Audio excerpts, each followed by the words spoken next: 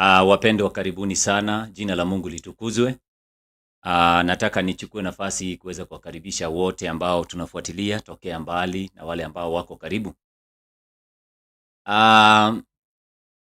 Tunaamini Biblia kama msingi wa imani, na kama watu wa Mungu lazima tuweze kuhakikisha kwamba Mungu anazungumza nasi, na njia rahisi ambayo tunajua ya kwamba Mungu anazungumza nasi ni kupitia maandiko matakatifu. The Lord has revealed his will in his word. Katika neno la Mungu kuna kweli nyingi ambazo Mungu angependa watu wasimame kwazo kama misingi ya imani. So the Christian faith has some foundations, foundational truths. Na mojawapo ya mapambano makuu ambayo shetani atamwaga duniani kupitia uongo wa mwisho ambao utakuwepo duniani ni kuhusiana na fundisho linalohusu wafu, ama hali ya wafu, ama wafu wako wapi kwa kifupi, ama je, watu waliokufa wanaweza kusikiliza, wanaweza kujua mambo, ama wanaweza kuelewa yale ambayo yanatendeka chini ya jua? Na hili ni swala ambalo limekuwepo tangu zamani, na unapoangalia katika ulimwengu wa Kikristo pia kuna wale wanaamini ya kwamba mtu akifa ima ameenda kuzimu, ama ameenda kuungua hell, ama ameenda, kama alikuwa ni mtu mwaminifu, ameenda mbinguni. Kuna watu wanaamini hivyo kwa sababu ya kusoma maandiko fulani fulani katika Biblia. Wakati the Right Honorable Raila Amolo Odinga alipoaga dunia, mazishi yalifanyika katika nchi ya Kenya. Yalikuwa ni mazishi makubwa. Kuna watu wamejitokeza, manabii na wahubiri ambao wako na mafundisho mbalimbali, na wameonekana wakiwa na mvuto mkubwa kwa watu, wakiwashawishi na kuwafundisha kuhusiana na mambo ya hell or heaven, mbingu ama kuzimu. Na katika presentation hii, sehemu ya kwanza, tutakuwa tunaangalia Biblia inasemaje hasa katika masuala haya. Ameonekana mchungaji mmoja anaitwa Samo kule Kisumu akizungumza. Ni video ambayo siyo ya sasa, lakini nilitumiwa nikasema nitaweza kutoa majibu na mwelekeo, kwa sababu watu wengi wanafuatilia kwenye YouTube, ili kwamba tuweze kujua uhakika wa mambo hayo. Maana amesikika akisema ya kwamba Raila baada ya kufa alienda kwanza hell, alafu malaika wakatumwa kuzungumza naye. Tunaangalia katika Biblia. Kwanza kabisa, kabla sijaomba, nataka niwaalike wote, chukua Biblia yako popote ulipo, maana tutatembea katika Biblia kuangalia madai haya. Je, ni ya kweli? Nikukumbushe tu andiko moja katika Biblia kisha tuweze kuomba. 1 John chapter 4 verse 1. 1 John ama Yohana wa kwanza sura yake ni ya 4. 1 John chapter 4. Hili andiko ni andiko muhimu sana kwa kila anaye dai na kusema ya kwamba mimi ni Mkristo. Andiko linasema 1 John ama Yohana wa kwanza sura yake ni ya 4 aya yake ni ya kwanza. Biblia inasema, wapenzi, msiamini kila roho, bali msijaribu hizo roho kwamba zimetokana na Mungu, kwa sababu manabii wengi wa uongo wametokea duniani. Kwa hivyo hili andiko ambalo nimekuwekea pale kwenye screen la kwanza linatushawishi kama Wakristo. Mungu anazungumza nasi kupitia vinywa vya mitume waliotangulia. Wanasema tusiamini kila roho, na wanatuambia tujaribu kila roho, tujaribu kwamba zimetokana na Mungu. Na wanatupatia sababu hao mitume waliotutangulia. Wanasema kwa sababu manabii wengi wa uongo wametokea duniani. Kwa hivyo leo katika sehemu ya kwanza hii expose, tungependa kusafiri pamoja katika somo hili, na pia tusikilize wahubiri wanasemaje kuhusiana na kifo cha Raila specifically, na tutaangalia wengine wanasemaje kuhusu kifo. Mtu wa kifa yuko wapi? Watu wa kifa wanaenda wapi? Wawe ni watu wema, wawe ni watu wabaya, wako wapi? Hiyo ndio swali ambayo tutakuwa tunajibu katika awamu ya kwanza, ya pili na ya tatu. Tunaomba. Karibuni sana.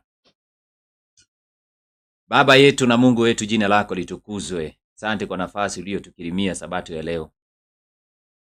Asante pia kwa ajili ya neno lako. Tunaingia katika uchambuzi.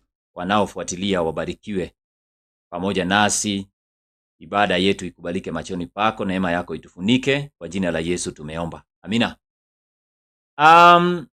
Ili ni swala ambalo limekuwepo katika vinywa vya manabii na mitume. Leo watu wanaishi kipindi ambacho kuna vitu vinaitwa speculations.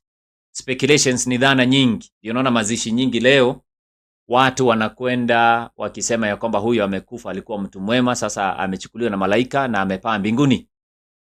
Ukisoma kitabu cha Ayubu sura yake ni ya 14, Job chapter 14 and verses number 10. Nataka tuanzie pale Job chapter 14 JOB. Alafu tujiandae kusikiliza video ya mchungaji ambaye anadai mahali Raila yupo ni Mungu alimuonyesha.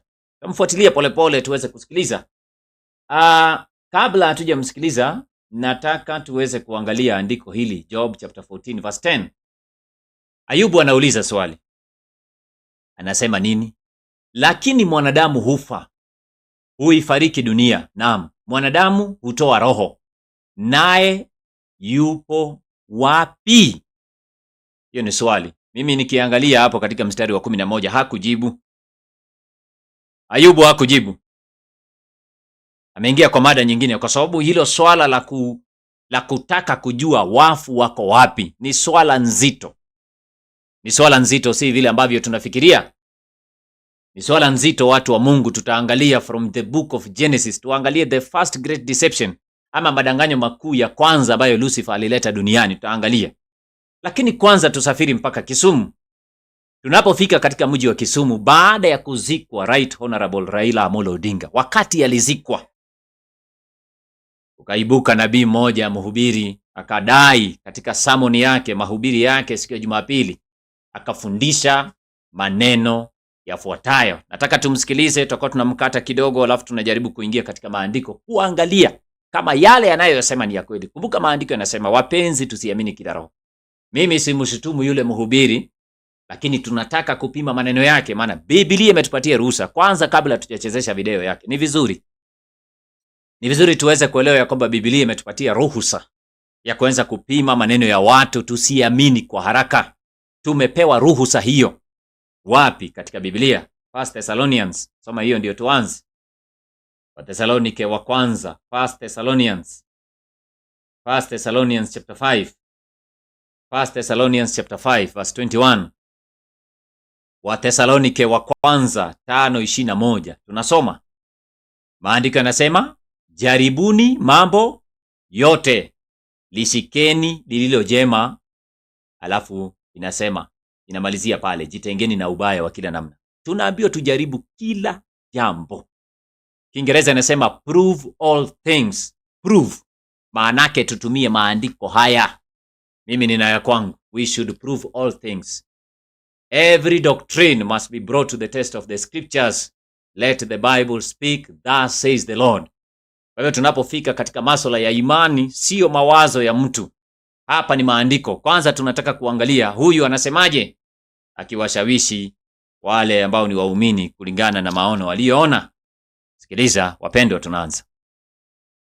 The angel is to guard you until you die the death that was written for you. We shall all die, but there is a death written. Some of us will be chopped off because that is what was written for us.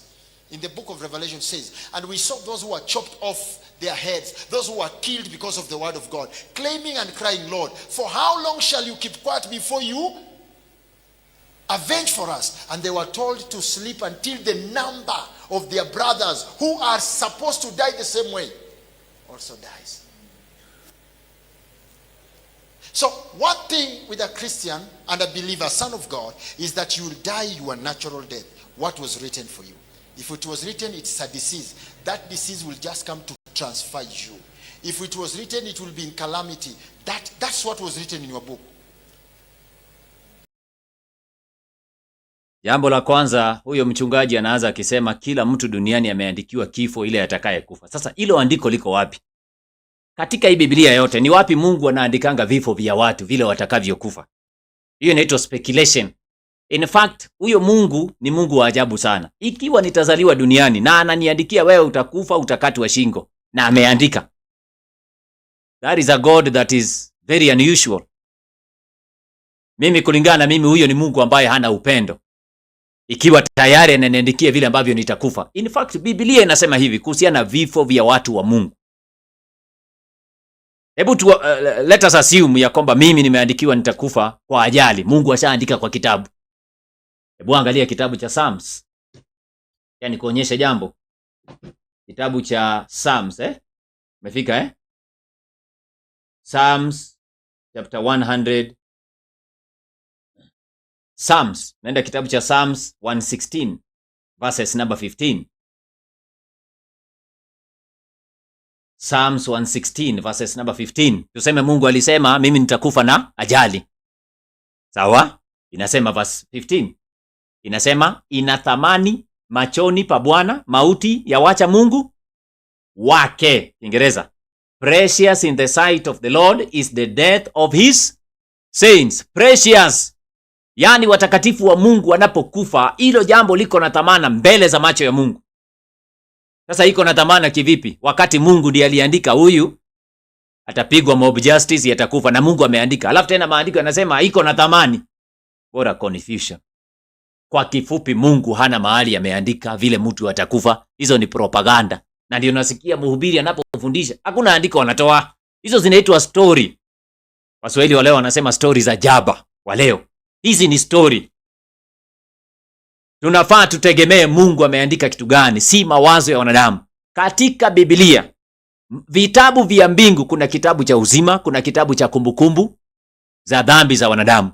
Kuna vitabu ambavyo ni vitabu vinaandika matendo mema ya haki ya watakatifu. Hakuna kitabu mbinguni kinaandika vile watu watakavyokufa. Mimi sijaona. Naweza kukusomea maandiko. Hebu nisaidie Malaki 3:16 mfano, kuonyesha. Malaki 3:16. Hiyo kitabu ambayo inaandika majina ya watu vile watakufa ni iko wapi kwa hii Biblia? Where is it? Malachi chapter 3 and verses number 16. Malachi chapter 3, Malachi. Inasema chapter number 3 and verses number 16. Inasema, ndipo wale waliomcha Bwana waliposemezana wao kwa wao, naye Bwana akasikiliza, akasikia, na kitabu cha ukumbusho kikaandikwa mbele zake kwa ajili ya hao waliomcha Bwana na kulitafakari jina lake. Sasa kuna kitabu cha ukumbusho kando na kitabu cha uzima. Sasa hii kitabu ingine ambayo Mungu anaandika vile watu watakufa iko wapi kwa hii Biblia? Where is that verse? Where is it? God does not predetermine how somebody will die. Hayo si masuala ambayo Mungu anaandika kwenye vitabu. That must be a very crazy God. That is not the way God deals with men. Unaona? Tunafaa kuelewa jambo hilo. In fact, Biblia inasema wenye haki siku zao zimeongezewa, ni nyingi. In fact, mpango wa Mungu ni ya kwamba wenye haki maisha yao iongezeke, iwe nyingi. Ndio Biblia inasema. Kwa hivyo katika Biblia hii hakuna kitabu kinaitwa kitabu cha kuandika vile watu watakufa. Hizo ni propaganda za watu. Mimi sijakutana na hilo andiko. Nimekutana na maandiko yanayosema the book of life, the book of remembrance. Unaona? The books of records of men's sins iko katika Yeremia, zimeandikwa. Nehemia anasema, Isaya pia anazungumzia dhambi zenu zimeandikwa katika kitabu cha Mungu. Na kuna kitabu ambacho kina rekodi majonzi ya watu wanavyolia, imeandikwa. Mfano Daudi, kidogo niwaonyeshe. Hebu andika Psalms chapter 68. Weka Psalms. Inasema kitabu cha Psalms. Go uone. Psalms, nimesema Psalms chapter. Weka hiyo, watu wasikilize. Hizi ni vitabu vya majonzi. Watu wa Mungu wanapitia shida. 56 verse 8. Psalms 56 verse 8. Tunaweza kutoa maandiko yanaonyesha vitabu ambavyo viko mbinguni. Hii yenye inaandika vile watu watakufa iko wapi? Where is it? Inasema, umehesabu kutangatanga kwangu, uyatie machozi yangu katika chupa yako. Je, hayamo katika kitabu chako? Kwa hivyo Biblia inatuonyesha kuna kitabu kingine ambacho kinaandika majonzi na mateso ya watu wa Mungu wanavyoteseka duniani. Mungu anaandika kwenye kitabu chake na malilio yao, machozi ya watu wa Mungu. Hicho kitabu kipo, tunaweza kutoa aya na andiko katika Biblia. Swali, hii yenye mchungaji anasema inaandika vile watu watakufa iko wapi? Tuendelee kumsikiliza. Nataka tuendelee kumsikiliza, right? Okay. And that's why you see people like Isaiah, they are cut by saw. But not that God could not save them, but that was their path. They were to carry the work of God in pain to death. So they carried it. And look at his message. You cannot cut it. The book of Isaiah and the writings of Isaiah and the name of Isaiah still liveth even in our generation and the generation. But look at how he died. But we have had great kings, great people on earth, super people on earth. Who knows about them? 30 years to come, nobody will be talking about Raila Amolo Odinga. In fact, even just some few weeks now, people are forgetting about him. By the way, let me tell you something. A prophecy, a vision that I was shown. When Raila died, Raila went straight to hell. When Raila died, he was taken straight to hell. The reason why Raila was taken to hell is because 1996, through Job Omino, he was initiated to Freemason. Yeah.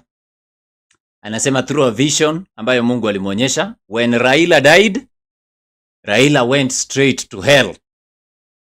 Na anasema sababu hiyo ni kwa sababu in 1996 ama 99 anasema he was initiated to Freemason. Sikiliza vile ameanza. Kwanza anasema huyo alipokufa alienda hell. Inamaanisha katika mawazo yake watu wanapokufa. Ninarudia. Na hii ndiyo msimamo ya Wakristo wengi leo. Watu wanapokufa wakiwa watu wabaya wanaenda hell.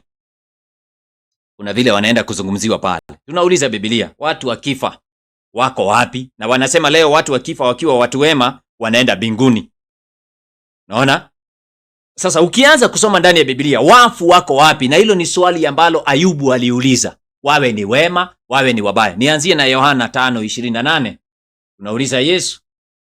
John chapter 5 verses number 28. Tunaanza na Biblia. Where is hell? Where is heaven? Does hell exist today? Hayo ndio maswala tunaenda kujibu leo katika video hii. Yesu anasema, msistaajabie maneno hayo. Angalia hilo andiko vizuri. Msistaajabie maneno hayo. Kwa maana saa yaja ambayo watu wote waliomo makaburini wataisikia sauti yake. Na watatoka waliotenda mema, tusome pamoja. Waliotenda mema kwa ufufuo wa uzima na waliotenda mabaya kwa ufufuo wa hukumu. Usitoe kwenye screen. Yesu anasema kuna saa inakuja hapa mbele. Watu wote ambao wako makaburini, waliotenda mema na waliotenda mabaya, wako makaburini na kuna siku wanakuja kuisikia sauti yake. Sasa huyu Raila mwenye alienda hell kwanza, na hawa wenye Yesu anasema walitenda mabaya wako kwenye makaburi, huyo alienda hell alitangulia kwa nini? This is the confusion of the highest order ambayo tunazungumzia. Na sio Yesu tu alizungumza. Tunataka kuanza kutembea kwa hii Biblia, kuangalia ushahidi wa manabii waliotangulia na mitume.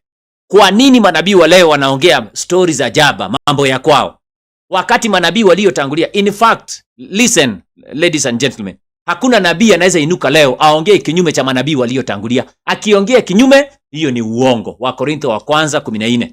Ndio turudi kwa Isaya na wengine tu wauliza wanasemaje. 1 Corinthians chapter 14. 1 Corinthians, fungua Biblia yako tuendelee. Wakorintho wa kwanza sura yake ni ya 14, aya yake ni ya 32. 1 Corinthians chapter 14. 1 Corinthians chapter 14 verse 32. It's a short verse. Nasema, na roho za manabii huwatii manabii. Usitoe kwenye screen. The spirits of the prophets are subject unto the prophets. Aya hii inatufundisha nini? Iangalie vizuri. Inatufundisha ya kwamba manabii waliotangulia, roho aliyewaongoza ndiye roho atakayeongoza nabii atakayeinuka leo. Yaani manabii hawagongani katika msimamo wao in doctrine. Kile ambacho Daudi alisema, kile ambacho Isaya alisema, kile ambacho manabii wa zamani walifundisha, kama kutainuka nabii leo aongee kinyume cha manabii waliotangulia, tunaweka X. Umetoa hiyo kwenye screen sasa Roho za manabii watii manabii. Sasa tunauliza manabii waliotangulia, watu wakifa wako wapi? Maana Yesu ametuambia, na usisahau Yesu alikuja kama nabii mkuu wa manabii wote. Akasema saa inakuja watu wote waliomo makaburini wataisikia sauti yake na watatoka, waliotenda mema kwa ufufuo wa uzima, waliotenda mabaya kwa ufufuo wa hukumu. Sasa tuwaulize manabii waliotangulia. Psalms 49 verse 11. Psalms 49, Daudi, wewe unasemaje? Okay, anzia verse 10. Psalms, hebu anzia verse 7. Psalms 49. Psalms 49 tunaanzia mstari wake ni wa 7. Sikilizeni watu wa Mungu. Biblia inasema, hakuna mtu awezaye kumkomboa ndugu yake, wala kumpa Mungu fidia kwa ajili yake. Verse 8. Maana fidia ya nafsi zao ina gharama, wala hana budi kuiacha hata milele.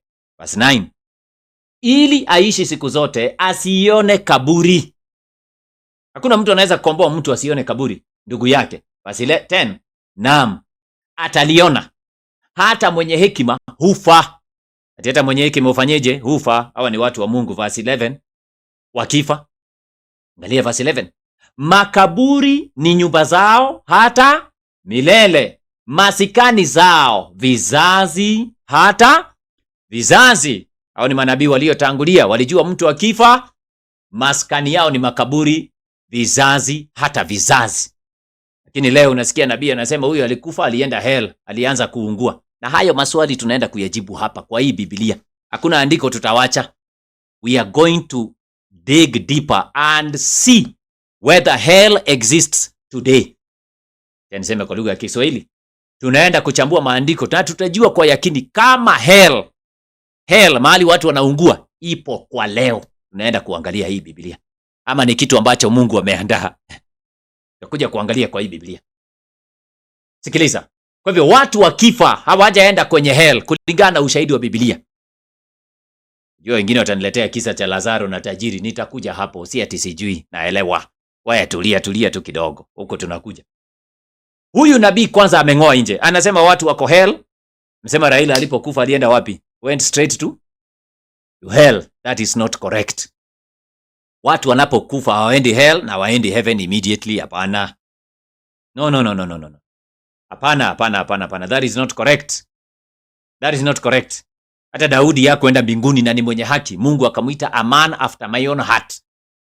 Wengine husema leo ati mtu akifa mwenye haki ati ashaenda mbinguni. Nitakuletea video zingine uone wengine ati walichukuliwa katika maono, katika vision, ati wameenda mbinguni wakaanza kutembea, wengine wakaenda heri wakakuta watu wanachomeka. Hizo visions mulitoa wapi? Na Biblia tuko nayo leo.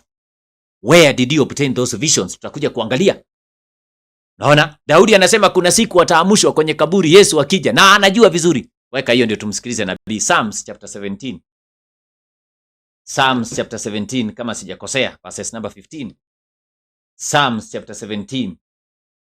Zaburi, Psalms chapter 17, kitabu cha Zaburi. Psalms chapter 17, wacha nione kama ndio hiyo. Inasema hivi. Huyu ni Daudi anasema nini? Inasema bali mimi nikutazame uso wako katika haki. Lini? Niamkapo nishibishwe na sura yako. Anajua ya kwamba kuna siku ya ufufuo. Anasema kuna siku wataamka. Leo Wakristo na manabii wao wanasema watu watakatifu washaenda mbinguni. Sasa huyu mwenye ataamka kutoka wapi? Daudi anasema kuna siku wataamka na ataona uso wa Kristo katika ufufuo. Msistaajabie maneno hayo. Kwa hivyo if you say that hell exists today, tuko na shida. Tutakuwa na shida kwa sababu watu wamekosa kutafsiri haya maandiko vizuri. Hebu kwanza achilia nabii azungumze kidogo, ndio tukuje tuchambue maneno ya kwake. So he was taken to hell direct.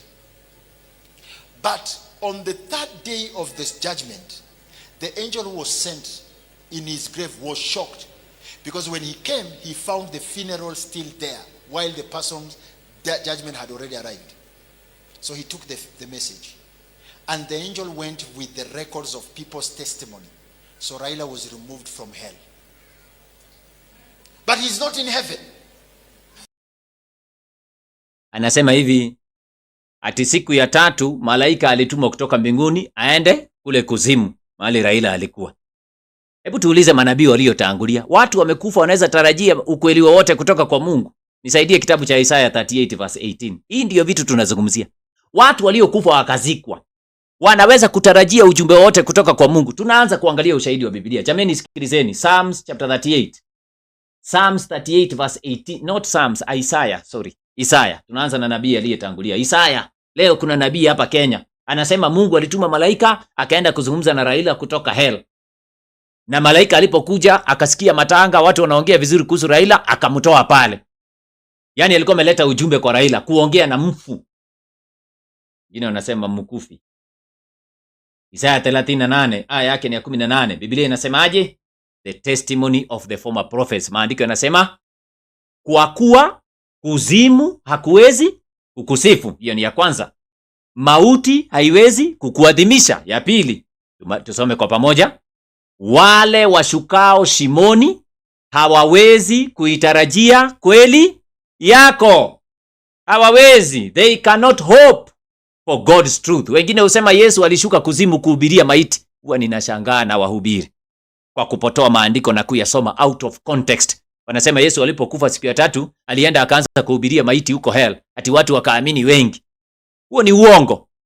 Isaya alisema watu wakifa hawawezi kutarajia ukweli wowote. Inamaanisha mtu akifa in a subconscious, hayuko kwa subconscious state ati anaweza kusikiliza. Mtu akifa mawazo inapotea. Sikilizeni watu wa Mungu, huu ni uongo. Soma Psalms 146 verses number 4. Kitu cha kwanza, Mungu aliyemtumia Isaya akaandika hilo andiko hawezi kuzungumza kinyume cha neno lake. Mungu anaheshimu neno lake. Watu waliokufa hawezi kutarajia ukweli. Wacha hivyo. Watu waliokufa yani fikira zao na mawazo yao imepotea. Imepotea. Psalms 146. Dogo ni kuonyeshe maajabu haya. Psalms 146. Psalms 146. Ninaanzia verses number 4. Umeweka kwa screen. Je, watu wakifa mawazo yao bado ipo? Hawa ni manabii waliotutangulia, wanajaribu kutueleza. Alafu ndio utakuja kuangalia ni nani alianzisha hayo mafundisho. Ni Ibilisi mwenyewe, Lucifer, ndiye analetea watu maono leo. Watu wanafikiria ni Mungu anazungumza na wao, na si kweli. Inaitwa the last great deception. Verse 4 inasema, pumzi yake hutoka, hurudia udongo wake. Angalia, tusome pamoja. Siku hiyo, ati siku gani? Siku ambayo amekufa. Siku hiyo mawazo yake yapotea. Leo wanatuambia kwamba malaika alitumwa kwenda kuongea na Raila huko. Mawazo imepotea. Tutakuja kwa kisa cha Lazaro na tajiri. Wewe ngoja, nakuja hapo. Hiyo ni kuonyeshe wewe hujui Biblia. Mtu akifa mawazo yake imepotea. Sasa malaika anaenda kuzungumza na mtu ambaye mawazo yake imepotea. Alafu akifika huko na malaika anaingia kuzimu na mlango gani? Hebu niwaulize. Hii dunia tunaisoma hata kwenye sayansi. Ukitoboa hapa shimo uteremka, tutatokea kwa space. Hiyo hell iko wapi kwanza? Si tungeanzia hapo. Where is that hell? Where does it exist? Kwa leo, si kwamba hell haitakuwepo. Si kwamba moto ya milele haitakuwepo, lakini kwa sasa haipo. Ni kitu ambacho kinakuja kuandaliwa kule mbele. In fact, the Bible talks about hell in this manner. Twende Revelation chapter 20. Revelation chapter 20 and verses number 9. Yani kusaidie mapema. Revelation 20 verses number 9. Revelation chapter number 20 and verses number 9. Revelation 20. This is the time that hell will begin to exist for a short period of time. Si sahi. Sahi tukitoboa hii ardhi twende chini tutatokea kwa space, galaxy ya Mungu. Hiyo hell iko wapi? Where does it exist? But the Bible shows that hell will exist. After the second coming, hell itakuwepo ya kuangamiza watu. Saa hizi ukinitafutia hell utaipata wapi?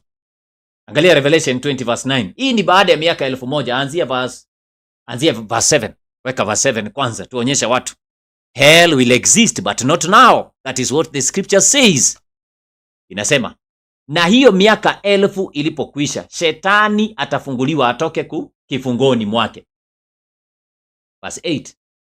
Naye atatoka kuwadanganya mataifa walio katika pembe 4 za nchi, Gogu na Magogu, kuwakusanya kwa vita, ambao hesabu yao ni kama mchanga wa bahari. Hii ni mambo ya siku za mwisho, siku za mbele. Verse 9. Wakapanda juu ya upana wa nchi, wakaizingira kambi ya watakatifu na mji huo uliopendwa. Alafu nini ikafanyika? Angalia sasa. Maandiko yanasema moto ukashuka kutoka mbinguni ukawala and consumed them. Hell fire will burn for some time. Itakuwepo na ni moto itatoka mbinguni itawateketeza wenye dhambi. Sio saa hii haipo. Saa hii watu wako makaburini wanangojea hukumu hiyo. Wanangojea, Yesu amesema watafufuliwa kwa sababu ya ufufuo wa hukumu. Nabii anasema malaika alitoka mbinguni akaenda hell kuongea na Raila. Alipofika pale akaanza kusikia huko kwa matanga Raila watu wanaongea vizuri kumhusu, akasema huyu jamani kama alikuwa jamaa mzuri. Alikuwa jamaa mzuri aje na ashaenda hell.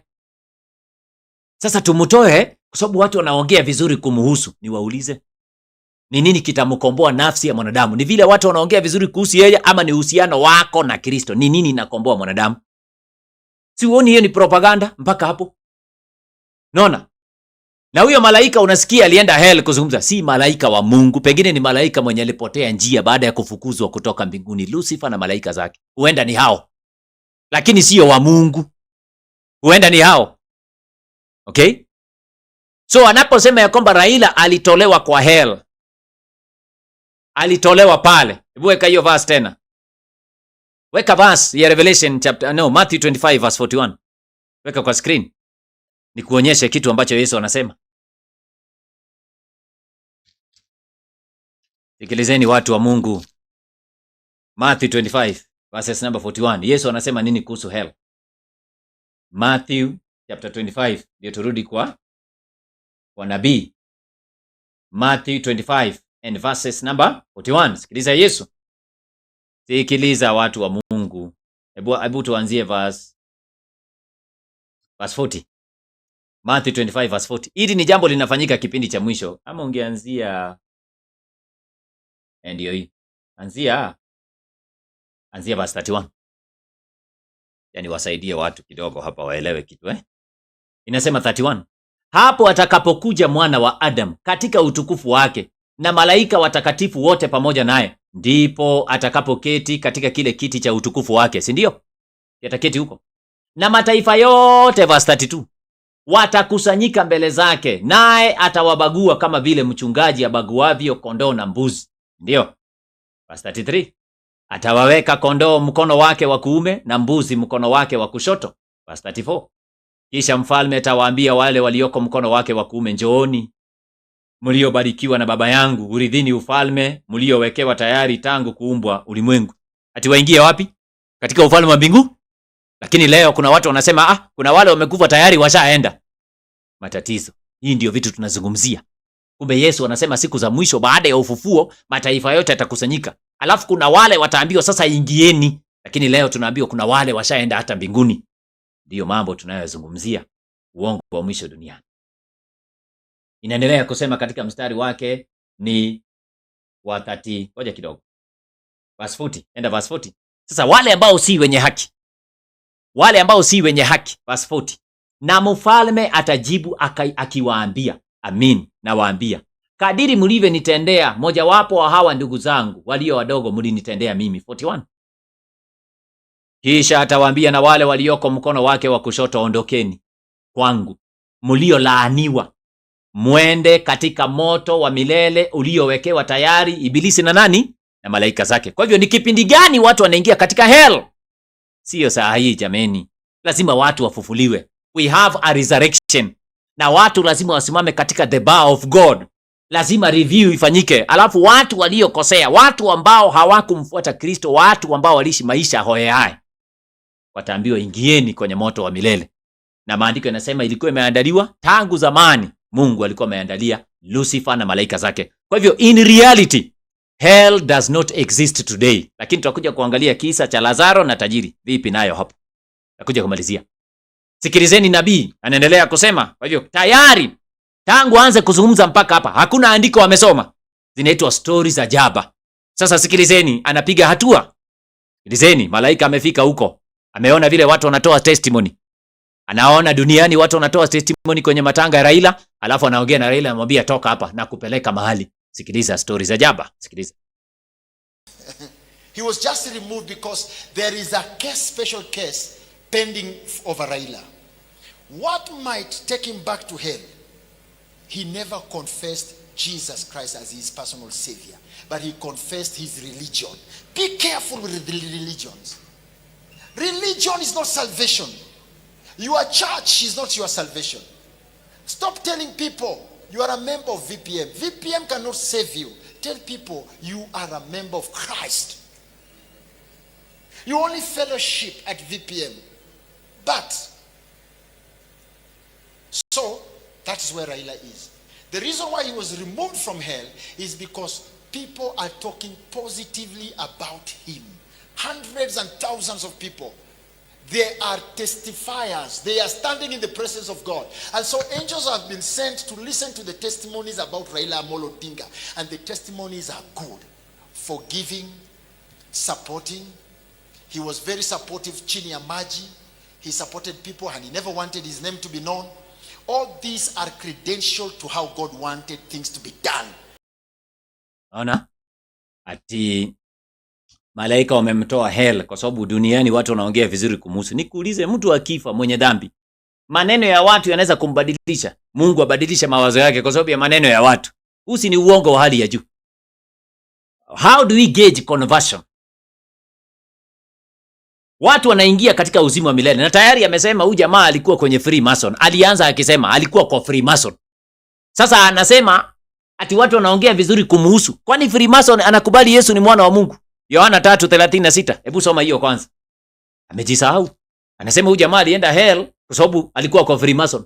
Sasa anasema malaika walitumwa wakaanza kusikiza vile watu. Kwani malaika wamechanganyikiwa kiasi gani? Ati malaika wasahau huyu jamaa alikuwa Freemason. Sasa malaika wametumwa na Mungu wasikilize huyu jamaa testimony za watu. Ati huyu jamaa huenda alikuwa mzuri. Kwani mlisahau alikuwa Freemason?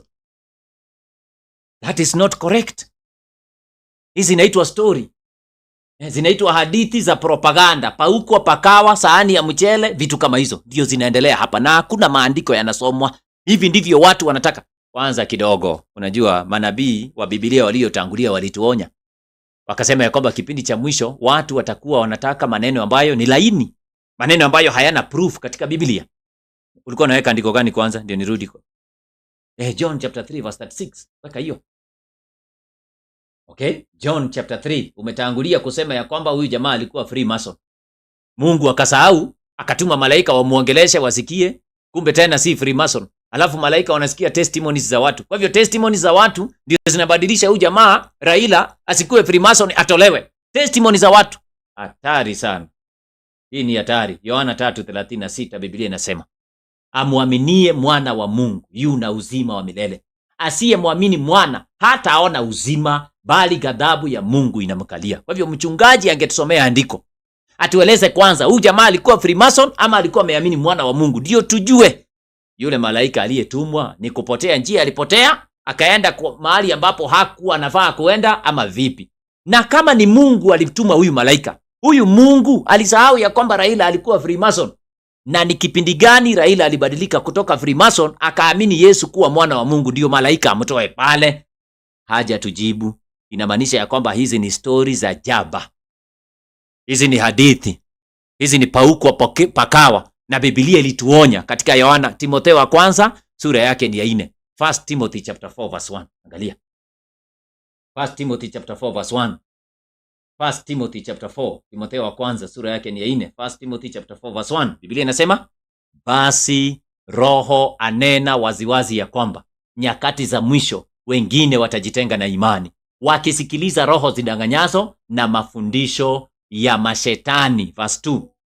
Kwa unafiki wa watu wasemao uongo, wakichomwa dhamiri zao moto, dhamiri zao wenyewe. Unaona? Kwa hivyo kipindi cha mwisho ni hatari. Watu wengine watajitenga na imani, na maandiko yanasema watasikiliza roho zidanganyazo na mafundisho ya mashetani. Ndio kitu ambacho kinaendelea hapa. Tuendelee na story ya jaba. Sikilizeni na watu wamejaa kanisani, sikilizeni. Hakuna mtu hata anauliza swali kwa sababu nabii alionyeshwa na Mungu. Na mambo anayodai yalionyeshwa na Mungu yanapingana na Biblia na msimamo wa manabii waliotangulia. Inamaanisha ya kwamba mambo anayosema yule nabii ni ya kwake. Ndoto aliyoona tutakuja kuchunguza kama ni Mungu alimuonyesha. Sababu tayari Biblia imekanusha mambo ambayo anazungumza yeye. Sasa sikilizeni.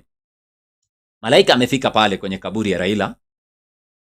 Walikuwa wanaenda kuzungumzia Raila, wakaanza kusikia duniani, Kuna watu wanaongea vizuri kuhusu Raila, hebu tuwasikilize. Ati the testimony is good. Freemason hako hell, ameanza kuungua. Sasa testimony imekuwa mzuri. Sasa huyu jamaa siungue, maana watu wanaongea vizuri kumhusu. Hawa watu wametushawishi sisi malaika, huyu alikuwa jamaa mzuri, wacha tumutoe. Sikiliza stories za ajabu zinaendelea. Achilia. But now the only problem is that he never confessed Jesus public. He was blood free. Raila with his own hand never killed a man. With his own hand. His hands are pure bloodless. I am telling you, the reporter is a prophet. You know me, I don't make noise. Mimi, I don't make noise.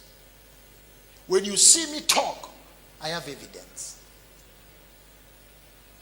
You know, 40 years being a prophet, do I still need to make noise, honestly? I became a prophet when I was 10 years until now. I've prophesied until I'm tired of prophesying. Anasema, I became a prophet since I was 10 years. Katika Biblia, hakuna nabii anasema mimi ni nabii. Nabii anaonekana na watu wanasema huyu ni nabii. Lakini nabii anayesema mimi nimekuwa nabii kwa miaka 10, more than 10 years. Hayo ni mambo ya kwako. Naona? Hayo si mambo ya Biblia. Biblia inatuonyesha kwamba wale ambao Mungu aliwaita kuwa manabii ni watu ambao walikuwa humble, ni watu ambao katika vinywa vyao hakukusikika wakisema. Hata Yohana aliulizwa kama wewe ndiyo nabii. Kwani alisema yeye ni nabii? Ngoja nikuonyeshe. Ninyi mnatuambia kitu gani? Si aliulizwa in John chapter 1. Weka hiyo. Okay? Aliulizwa na watu, are you a prophet? Okay?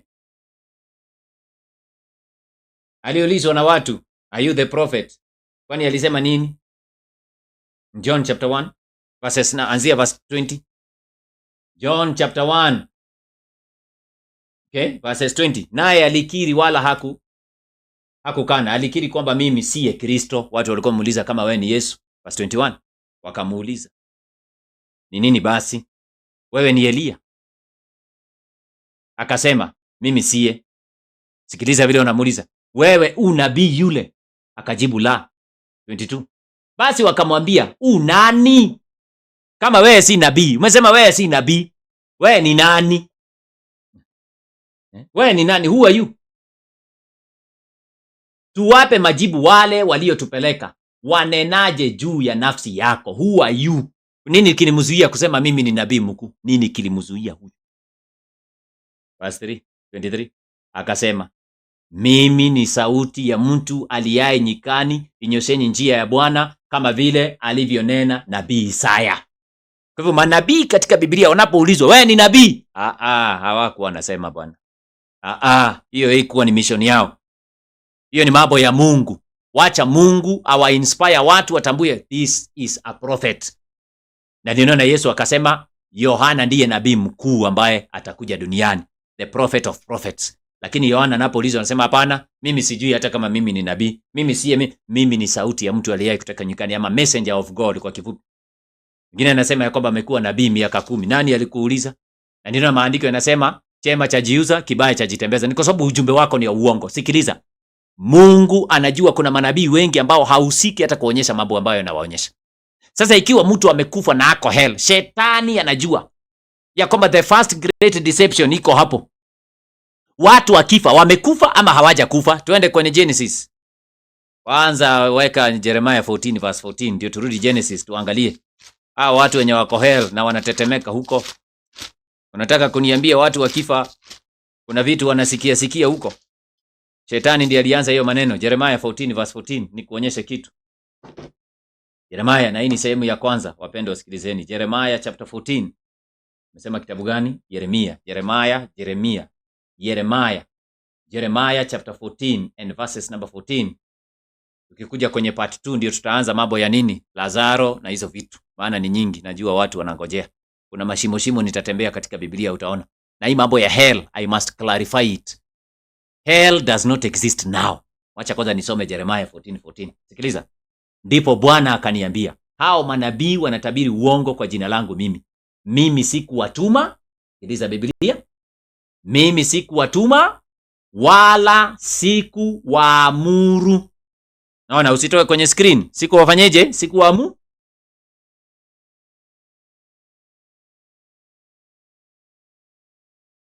Anasema hakuwatuma wala hakuwaamuru. Mungu anasema sikuamuru. Wanafanyeje? Wala sikusema nao. Wanawapeni unabii wa maono ya uongo na uaguzi na neno la ubatili na hadaa ya mioyo yao. Full stop. Sikiliza watu wa Mungu. Does hell exist today? Na ni nani alianza kufundisha mtu akifa hajakufa kuna mahali anatuona na vile anatusikiza kidogo? Wakatoliki wanasema anaweza kutolewa pale awekwe in a state of purification, bali inaitwa purgatory. Aanze kusafishwa kidogo, watu wao wakitubu dhambi na wengine hata wakilipa pesa. Hiyo ndio walifanya wakati wa dark ages, zama za giza. Ati mama yako anaungua, ndio tumtoe hapo, ndio Mungu amtoe hapo, lipa pesa. Inaitwa the sale of indulgences. Walikusanya pesa nyingi kwa watu, wakatengeneza St. Peter's Cathedral. Ati watu watatolewa kwenye hellfire, wawekwe purgatory purifications, waondolewe dhambi zao, baadaye wachukuliwe waingizwe mbinguni. Ndio walikuwa nafundisha Wakatoliki. Sikiliza hii theolojia. Hii theolojia sio mchezo. Hell does not exist today, but hell will exist kipindi cha mwisho. Biblia inazungumzia hayo mambo. It will exist. Psalms 37 verse 20. Weka Psalms chapter 37. Onyeshe manabii wanasemaje kuhusiana na hellfire. Itakuwepo. Itateketeza watu kwa muda fulani mpaka watu wakamilike, alafu haitakuwepo tena. Si vile watu wanafundisha leo. Psalms chapter, nimesema Psalms 37. Nione kama nitalikumbuka hilo andiko kwa haraka. Psalms 37. Amen. Wacha nianzie mstari wake ni wa 18. Anzia 17. Inasema, maana mikono, usijali, maana mikono ya wasio haki itavunjika, bali Bwana huwategemeza wenye haki. Verse 18.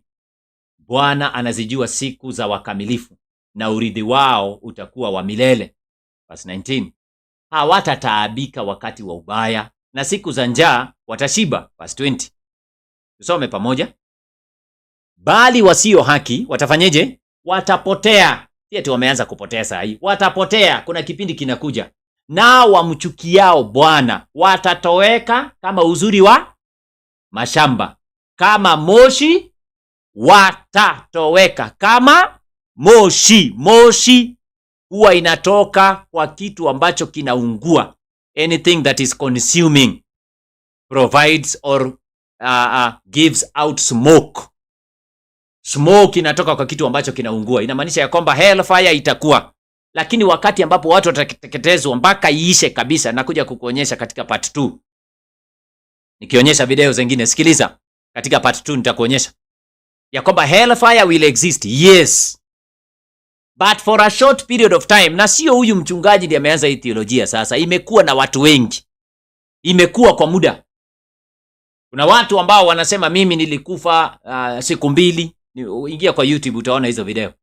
Nilikufa siku kama 3, siku 4, Mungu akanichukua nikaenda nikatembea mbinguni nikaona Yesu. Yesu akanitembeza siku 7. Oh, Yesu akamtembeza siku 7. Nimaanisha siku 7 hakukuwa na maombi. Yesu wako anaombea watu siku 7, walikuwa wanatembea mbinguni.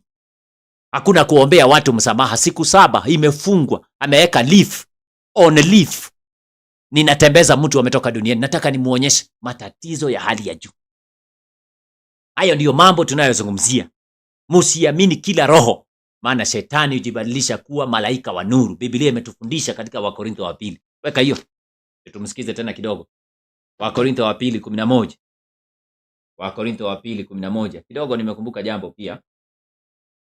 Wakorintho wa 2:11 mstari wake ni wa 13 na 14. Wakorintho wa 2. Amen. Wakorintho wa 2:13 11 aya 13 inasema 11 verse 13. Second Corinthians chapter 11 verse 13 and verses number 14 inasema, maana watu kama hao ni mitume wa uongo, watendao kazi kwa hila, wanaojigeuza wawe mfano wa mitume wa Kristo. Verse 14. Wala si ajabu, maana shetani mwenyewe hujigeuza awe mfano wa malaika wa nuru. Unaona? Verse 15. Basi si neno kubwa watumishi wake nao wakijigeuza wawe mfano wa watumishi wa haki, ambao mwisho wao utakuwa sawasawa na kazi zao. Unashika?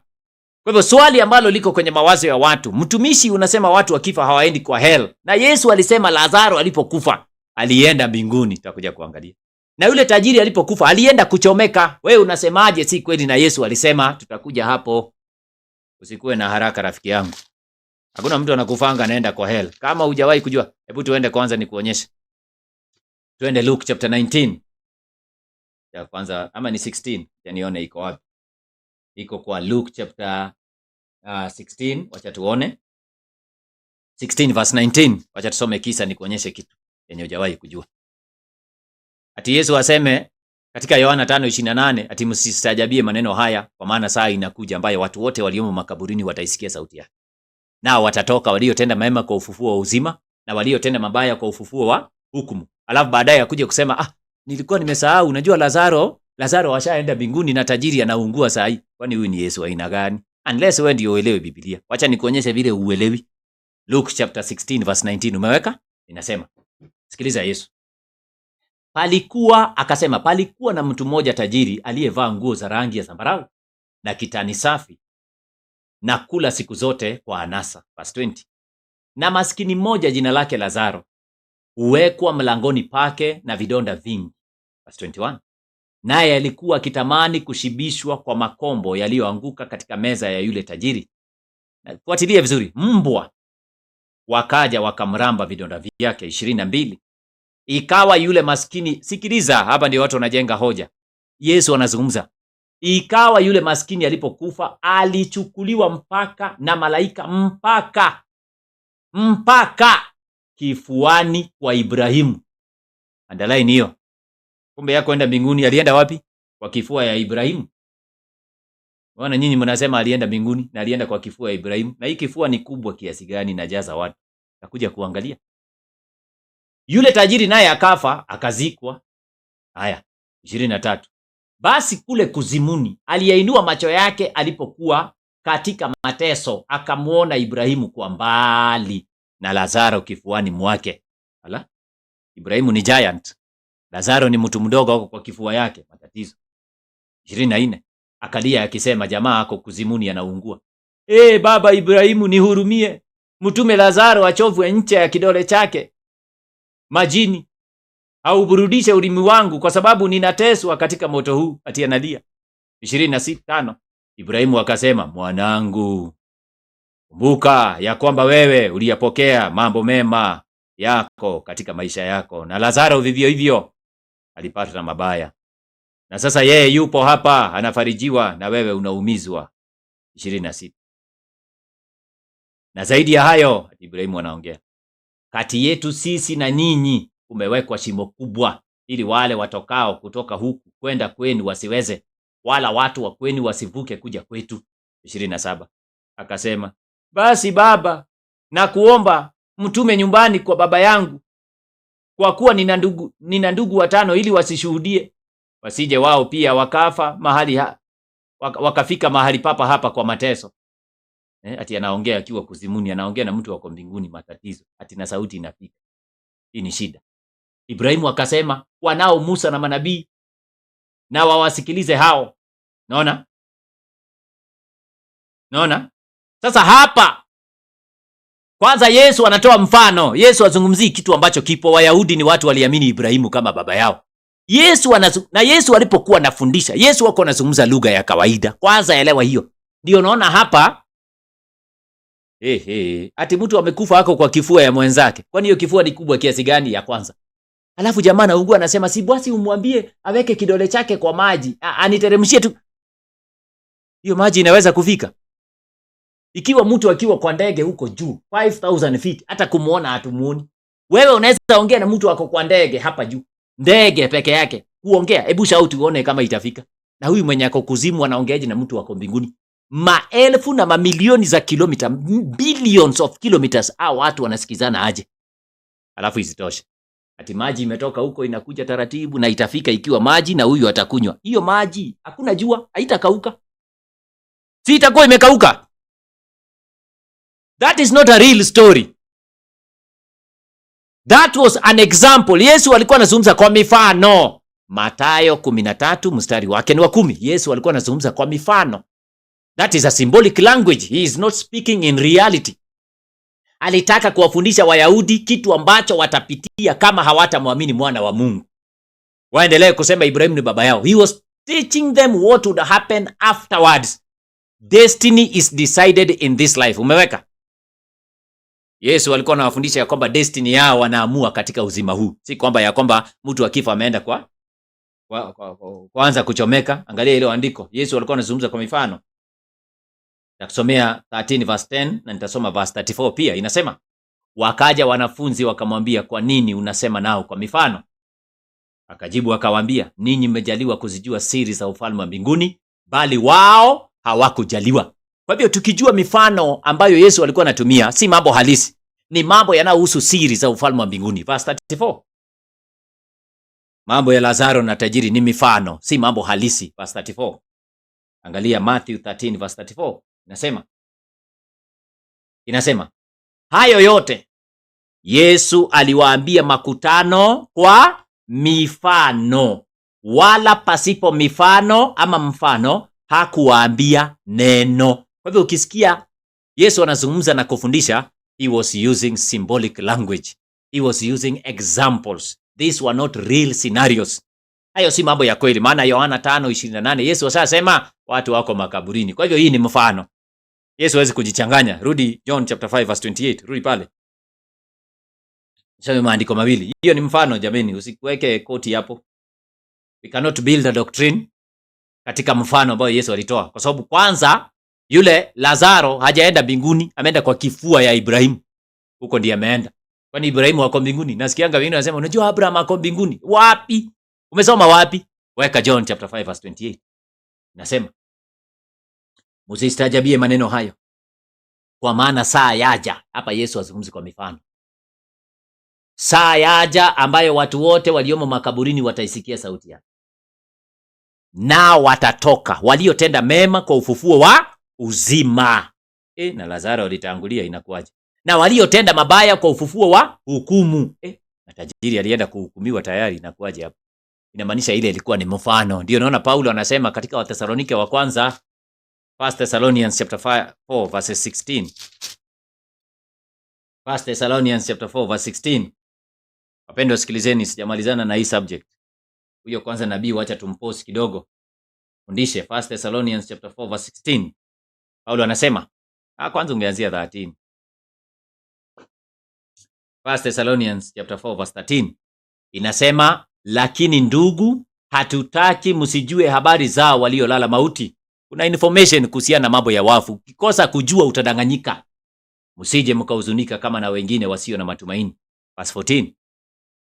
Maana ikiwa tuamini ya kwamba Yesu alikufa akafufuka, vivyo hivyo na hao waliolala katika Kristo, wako mbinguni kwa kifua cha Ibrahimu, wamelala huko. Yesu alitufundisha. Uongo. Mungu atawaleta pamoja naye, yani watafufuliwa. Kwa kuwa verse 15, tuwaambieni hayo kwa neno la Bwana, kwamba sisi tulio hai tutakaosalia hata wakati wa kuja kwake Bwana, hakika, tusome pamoja, hatutawatangulia wao waliokwisha kulala mauti. Kwa hivyo kuna mtu ametangulia mwingine kwenda mbinguni? Hakuna. Nyinyi mnasema ati Raila Odinga ameenda mbinguni, sijui Mkristo alikufa, sijui pastor ako mbinguni, sijui popu alikufa ako mbinguni. Hizo ni stories za jaba ya kuchezeshea video usikie vile wanasema. Hizo ni story. Hakuna mtu anatangulia mwingine, sote tutaingia draw. Tutaingia at a go. Paulo anasema hatutatangulia na hawatatutangulia. Naona? Wao waliokwisha kulala mauti, verse 16. Kwa sababu Bwana mwenyewe atashuka kutoka mbinguni pamoja na mwaliko na sauti ya malaika mkuu na parapanda ya Mungu, nao waliokufa katika Kristo watafufuliwa kwanza. Wanafufuliwa kwa nini na tayari wako mbinguni? Kwa nini wafufuliwe na tayari washaenda? Watatoka mbinguni mbio, washuke, walale tena chini, alafu ndio Yesu washuke wafufue tena waende. What a confusion. Confusion of the highest order. Anasema watafufuliwa kwanza, kisha sisi tuliosalia, tulio hai, tutanyakuliwa pamoja naye katika mawingu. na watu wataanza safari ya kwenda mbinguni. Maandiko yanasema tutakuwa pamoja na Bwana. Kwa hivyo Yesu wako sawa, waliokufa wema na wabaya wako makaburini. Takuja nikufundishe ni nini kimechukuliwa, ni nini kimeenda kwa Baba. Takuja nikufundishe. Sikilizeni watu wa Mungu, hakuna kitu kama hii kwa Biblia. Hata huyu nabii anajua anasema tu uongo. Sikiliza, na tunakuja kumchambua part 2, hii ni part 1. Sikilizeni. Hebu mwachilie azungumze kidogo. Mwachilie azungumze. So when you see me telling you something, I'm telling you the truth and pure truth. His hands are very free. Raila helped people even behind his wife's awareness. There are people who could come. Raila says no in front of his wife, but he goes and do it behind his wife. His records are very good, except confession. And so he's set in a line whereby he's neither in hell, neither in heaven. That line is very dangerous. Let me tell you, don't be proud of it. That line is very dangerous. So what can save Raila? If only a prophet living on earth can attend the chamber. That is the only person who can save Raila. Sikia? Anasema alitolewa pale. Raila is neither in heaven, neither in hell. Yani kwa lugha nyingine anasema ako wapi? Ako purgatory. Na hiyo ni Ukatoliki. Wacha nikuonyeshe. Sikiliza wewe. That is the exact teachings of the Jesuits of Rome. Sikiliza watu wa Mungu. Sikilizeni, hii ni vitu ambazo ziko. Hizi ni vitu ambazo ziko. Hiyo inaitwa purgatory. Purgatory ni fundisho ambalo limekuwepo tangu zamani. Hayuko mbinguni. Okay, wacha niwatolee hapa katika Mariam. Ndio hii. Hii ni purgatory. Hii ni ndio hii. Nataka niwawekee. Wekee ngoja kidogo. Wekee watu hiyo kwa screen. These are Catholics bwana. Hizi vitu zinajulikana. Yes, put for them. Ati Raila is neither in heaven nor in hell. Hizo zinaitwa uongo.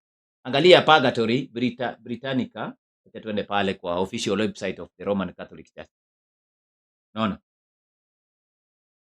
Naona? Aya, sasa weka hiyo kwa screen. Wekea watu. Raila is neither in heaven nor in hell. He needs a prophet. Na huyo nabii anafaa kumwombea Mungu ili na yeye atoke pale. Yaani inamaanisha ya kwamba familia Raila leo wanafaa kumwendea huyu jamaa. Ndiye atamuombea Mungu msamaha asafishwe. Sikilizeni uongo na ujanja wa kanisa Katoliki. Ndio alianzisha hii. Niweke wapi? Mama. Yes. Chukua hiyo. Wekea watu. This is Catholics. Sikiliza wanavyosema. Hizi ni fundisho ambazo zilikuwepo during the dark ages. Dark ages, wakati wa zama za giza. Watu waliambiwa, unajua mama yako anaungua, toa pesa, hiyo tumtoe pale. Naona? Tukishamtoa pale, twende pia kwa tutamuombea kulingana na ile pesa ambayo mnatoa. Naona? Kulingana na ile pesa ambayo mnatoa, utaweka kwanza hizi zenye ziko pale. Hizi ni Catholic websites. Ni vizuri watu waelewe tunasema nini. Ati is neither in heaven or in hell. Umeweka hiyo kwanza? Don't worry, put it. Nataka watu watuelewe. Rome has deceived the world. Roma imedanganya dunia. Na hawa wachungaji wanatoa theolojia yao katika Rome. Hiyo. What is purgatory? The condition, process or place of purification. Ni mahali ambapo watu wanatakaswa. Or temporary punishment in which, according to the medieval Christian Roman Catholic belief, the souls of those who die in a state of grace are made ready for heaven. Si unashika hiyo? Ati wale waliokufa wakiwa hawajajiandaa bado, ni kama hawako kubali Yesu, ni kama kuna madhambi kidogo inawazuia, hawafai kuchomeka. Wanatolewa pale kwanza, wanaenda wapi? Wanaenda hapo inaitwa purgatory. Sasa huyu ni vile hajasema Raila is in purgatory, angekuwa Mkatoliki. Unaona? Sasa hapo wanatakaswa, purified, for made ready for heaven. Purgatory is a Latin word, purgatorium, from purgare or purge. It has come to refer as well to a wide range of historical and modern conceptions of post-mortem suffering short of everlasting damnation. Yani uendi kupotea, utasafa kidogo ukitakaswa kulingana na vile watu wenu wako duniani wanakuombea, kulingana na vile wanatoa sadaka, alafu Mungu anaweza tuma malaika zake wakutoe purgatory wakuingize mbinguni. Haya ndiyo mambo tunayozungumzia.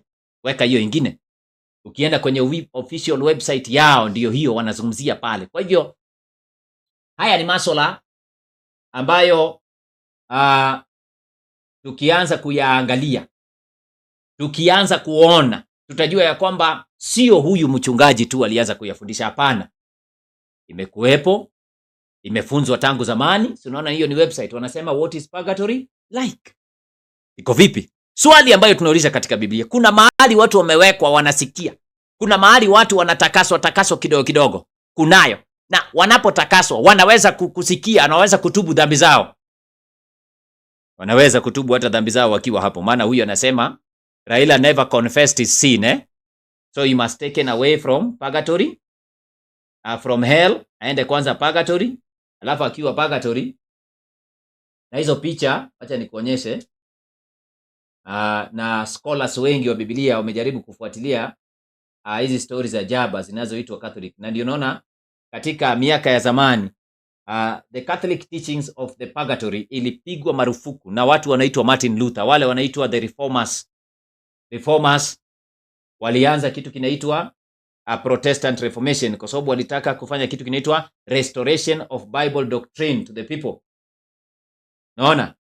Sasa nataka nikuonyeshe kidogo tu. Nataka nikuonyeshe jambo pale. Weka hizo picha kwenye screen ndio watu watuelewe. Hizi ni picha ambazo zilikuwa zinatolewa zamani. Zinaonyesha watu wengine wako mbinguni na wengine bado wanasafa. Na watu wakachorewa hizo picha, wakawekewa kwenye makanisa. Unaambiwa kwamba nyanya yako alikufa sasa anaungua. Unataka aendelee kuungua huko ama utatoa pesa? Tuombe Mungu amtoe pale. Ndio unaona mpaka leo kwa mazishi za Wakatoliki wanaitisha pesa, mpaka leo sadaka inatolewa. Mpaka leo. Wewe hujajua maneno, mpaka leo zinatolewa sadaka. Watu wakisha kabla ya mazishi, padri anasema huyu sasa Mungu umrehemu, Mungu umtakase dhambi zake, asije akakaa kwenye purgatory sana, alafu anatumia maji kumimina kwenye kile kijeneza kisanduku. Baadaye unasikia kabla ya kumzika ati tutoeni pesa. They want to appease God. Wanajaribu kumhonga Mungu. Enda mazishi ya Wakatoliki utaona vitu ninakwambia. Yule padri akimaliza hiyo misa yake watu wanakusanya sadaka. Wanadai ya kwamba ni sadaka, ati hiyo ni sadaka. Mungu ameona watu wametoa sadaka, familia imetoa sadaka, watu wametoa sadaka. Mungu anaweza mtakasa dhambi zake, aondolewe pale kwa haraka, apelekwe mbinguni kwa haraka. Inaitwa purgatorium ama purgatory. These are the things we are talking about. Kwa hivyo huyu mchungaji theolojia yake ametoa kwa Wakatoliki. Hizo ndizo picha tunazozungumzia. Na Martin Luther walipoanza kufundisha wakati wa Protestant Reformation, walileta ukweli, wakasema ya kwamba the seat of Vatican imekaliwa na shetani, kwa sababu hayo mafundisho ni ya kishetani. Hakuna mahali watu wanaungua kwa sasa. Watu wakifa kwanza they are not even conscious. That is not correct. Haya ndiyo masuala tunayozungumzia. Weka kitabu ambacho kinaitwa Ecclesiastes chapter 9 verse 5. Ecclesiastes chapter 9 verse 5 tunaangalia ushahidi wa Biblia. Ecclesiastes chapter 9 and verses number 5. Hatujamalizana na huyo nabii. Ecclesiastes Mhubiri 9 aya yake 500. Ecclesiastes chapter 9 verse 5 inasema, kwa sababu walio hai wanajua ya kwamba watakufa, lakini wafu hawajui neno lolote. Ninarudia, lakini wafu hawajui neno lolote, wala hawana ijara tena, maana kumbukumbu lao limesahauliwa. Verse 6. Mapenzi yao, yani kama alikufa akiwa na mapenzi kwako, na machukio yao, akifa kama alikuwa na kuchukia, na husuda yao imepotea yote pamoja, wala hawana sehemu tena katika jambo lolote lililofanyika chini ya jua. Hawana sehemu tena. Nasikia nyanya yangu alikufa anatusumbua. Takuja na hizo video part 2 uone. Huyu mchungaji hajui Kenya anafundisha. Anafundisha mafundisho ambayo Lucifer alianzisha katika shamba la Eden, the very first deception. Sikilizeni watu wa Mungu, hii mambo ya purgatory, mtu akifa he is not even conscious. Mtu akifa is not even conscious. I am telling you the truth. Unaona hata wale wanaenda kwa makaburi kuweka mamaua, ati wanaenda kuongelesha mama hapo, ati mama ni kama amekasirika, ati tuende kwa kaburi tuombe, tufanye makumbusho. Mungu amepiga marufuku watu kwenda kwenye mikutano ya makumbusho za wafu. Mtu amezikwa miaka 5. Unaona Wakatoliki mtu akifa wanarudi hapo baada ya siku 40. Ati wanaenda hapo kufanya maombi. Huko Luyaland wanasema katika makanisa mengine kama Friends. Na hayo makanisa zile za kidini, zile za kimila. Musambua na zingine. Wanasema baada ya siku 3 wanaenda kufufua kivuli yake, waiombee iende mbinguni. Na Wakatoliki wanarudi baada ya siku 40, 40 days. Wanaenda kuomba huyo jamaa kama ameingia purgatory, tena wanaweka sherehe. Wanasema sherehe za makumbusho, waombee wafu, waondolewe purgatory, aingie mbinguni. Na Biblia imekataa. Isaiah 26 verse 14. Isaiah 26 verses number 14. Isaiah 26 and verses number 14. Naangalia mashahidi waliotangulia wanasemaje? Isaiah 26 and verses number 14. Biblia inasema Isaiah 26, na uhakikisha unaandika haya maandiko, inasema wao wamekufa hawataishi, wamekwisha kufariki hawatafufuka. Ati hawatafufuka, na tena malaika alisahau akaenda kuwafufua kabla ya Yesu. Matatizo. Kwa sababu hiyo umewajilia Mungu na kuwaangamiza. Hao ni watu wasio haki. Akisha waangamiza, Biblia inasemaje? Na kuupoteza ukumbusho wao. Kwa hivyo ukumbusho wa wafu, Mungu anapo waangamiza watu, wanapokufa, ukumbusho wao umesahauliwa, umeondolewa, umepotezwa. Inamaanisha Mkristo hana haki ya kuenda kwa sherehe za makumbusho, maana katika mawazo yake atakuwa anafikiria ya kwamba ule jamaa bado wako hai, na ndio Mungu alikataa. Mungu alikataa. Akasema, na ndio naona mwili wa Musa Mungu alificha, maana alihofia hao watu wataingiliana na watu wa mataifa na watashawishika kwenda kufanya nini? Sherehe za makumbusho za wafu. Mungu akaficha mwili wa mtumishi wake Musa. That is exactly what happened. Sikilizeni watu wa Mungu, na ninawaambia haya mambo. Hii ni part 1, ninakuja part 2. Tutaanza kujenga imada vizuri. Hili somo si la Wakristo na si la Biblia. Biblia halina somo kama hilo. Unataka kuniambia hizi mazishi zote wachungaji wanasema ati Mungu ilase roho yake mahali pema peponi na hapo ndio tutaanzia? Unataka kuniambia kuna mazishi gani wewe ulisikia wachungaji wakisema Mungu, unajua huyo alikufa mkora, huyo hata ameshaenda kuchomeka? Kwa nini wote wanaendanga mahali pema peponi? Na huyu mwenye alienda hell alipitia njia gani ndiye akaenda? Wakati mazishi yake watu waliyesema roho yake imeenda mahali pema peponi, na hii roho ni nini? Ndio nakuja kuanzia part 2. Ninakuja part 2. Hii roho hii watu husema imeenda mahali pema peponi, ni nini hii part 2 inakuja. Nasema tunakuja part 2 na huyu nabii anasema ya kwamba Raila ametolewa hell, ameingia purgatory. Sasa nani atamtoa purgatory? Lazima kuwe na nabii ambaye ataintercede na Mungu, ndio yule mkufi ambaye ako purgatory na anajisikia pale purgatory aonewe huruma, atolewe pale na Mungu. Lazima kuwe na living prophet. Hapo ndio tutachukulia part 2. Sikiliza, hakuna mtu anasimama kwa niaba ya Mungu kutetea watu ambao ni wafu. Hakuna. Biblia inasema mtu akifa hawezi kuhubiriwa. Mungu hawezi kuleta ujumbe kwa wafu. Wafu hawasikii neno lolote. Unadhania na kudanganya? Na nikuulize, kwani mtu akifa anaweza kushangilia? Sasa nabii amekuja. Hebu tusome kwanza maandiko mengine hapa, Psalms 115. Anaweza kujua kuna nabii ana intercede for him. Anaweza kujua kama vile huyu anasema, na tutakuja hapo part 2 usikose. Baada ya muda mfupi. Sikilizeni. Ya kwanza nikusomee hii. Huu ni uongo wa hali ya juu. Okay? Tulisoma Psalms 115, ndio? Ya kidogo nikupatie verse. Okay? Nasema katika Psalms 115 verses number 17. Psalms 115. Psalms 115 verses number 17. Daudi anasema, sio wafu wamsifuo Bwana, wala wowote washukao kwenye nini? Kwenye kimya. Aya, ati wameshuka kwenye kimya. Ala, na tajiri alikuwa anaongea nini huko kama hakuna kimya? Mbona yeye anaongea na Ibrahimu? Hiyo ilikuwa ni mfano jameni. Huko ni kimya. Na kwambia ukweli, huko ni kimya. Yesu alikuwa anazungumza mfano. Sasa kama huko ni kwenye kimya, unaenda kuongea na watu ambao hawaongei. Ati Yesu alienda kuhubiria maiti. Tutakuja kuanza na hizo maandiko. Ukisikia huyo mhubiri anasema prophet, ati the Lord showed me. Mungu hajamuonyesha hizo vitu. They are contradicting the plain testimonies of the scriptures.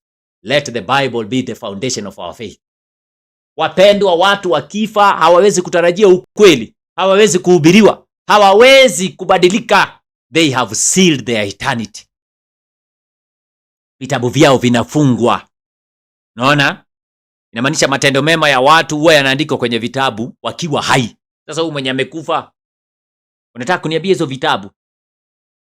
Hizi vitabu ambavyo vilikuwa vimeandika matendo mema, sikiliza Nehemia ninapofungia pale. Ati unajua Raila alipokufa, unajua watu walikuwa naongea vizuri kumuhusu na alikuwa Freemason. Sasa akiwa Freemason, Mungu hakujua ni Freemason. Ati watu wakaongea vizuri kumuhusu. Unataka kuniambia mbinguni hakuna vitabu za kuandika matendo ya watu? Acha nikushtue leo. Nehemia 13. Jueni Biblia.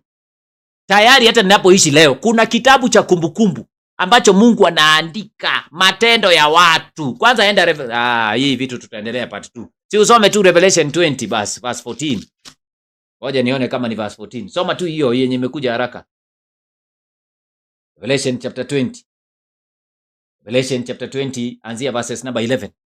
Kuna kitabu kimeandika kumbukumbu za matendo ya watu, zimeandikwa. Si ati testimony ya watu, ati Mungu anatuma malaika kule kuzimu, ati sasa malaika anasikia testimony ati yule alikuwa mtu mzuri. Una vitabu vimeandika hiyo vitu. Na si ati testimony ya watu ndio inafanya mtu atoe mtu hell. Hapana. Those things are already written in the books of heaven. The Bible says in Revelation chapter 20 and verses number 11, inasema, kisha nikaona kiti cha enzi kikubwa cheupe, na yeye aketie juu yake, ambaye nchi na mbingu zikakimbia. Uso wake na mahali pao hapakuonekana. Verse 12. Nikawaona wafu baada ya ufufuo, wakubwa kwa wadogo. Lazima kuwe na judgment. Sikiliza.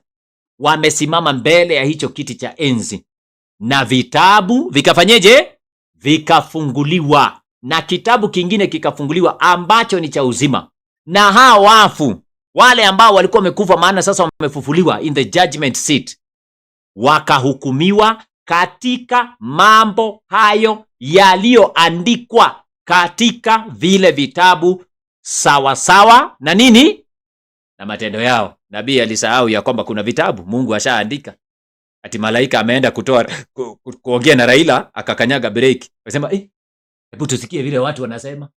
Kumbe ulikuwa mtu mzuri hivi. Hebu tusikie tena. Malaika wa shetani huyo. Maana malaika wa Mungu wote ndio wanaandikanga matendo ya watu wa Mungu mbinguni. Lakini malaika wa shetani huyo ndio hajui mambo ya vitabu, ndio naona anaenda kuongea na Raila. Hiyo ni uongo. Tunakuja baada ya muda mfupi. Hiyo imekuwa ni part 1. Usikose. Tutapumzika dakika kidogo tu, tunarudi. Narudi kitu saa 6 kamili, tutakuwa tumeanza part 2. Kwa hiyo Bwana awabariki sana. Waalikeni na wengine, na ushare hizi videos widely. Watu waelewe ukweli. Tunaishi kipindi cha hatari. Amani ya Mungu iwe pamoja nanyi. Bwana awabariki, tunaomba. Jina lako litukuzwe. Baba yetu wa mbinguni, asante kwa sehemu ya kwanza hiyo. Imekuwa ni part 1. Tumeweza kufundisha na tumeweza kuweka wazi. Endelea kutusaidia tunapoendelea kuchambua kujua yakini ya mambo haya. Neema yako itufunike. Jina lako litukuzwe kwa kila jambo. Tuandae kwa sababu ya part 2 inayokuja muda mfupi. Kupitia jina la Yesu tumeomba na kuamini. Amina. Bwana awabariki sana. Kuja kwa part 2.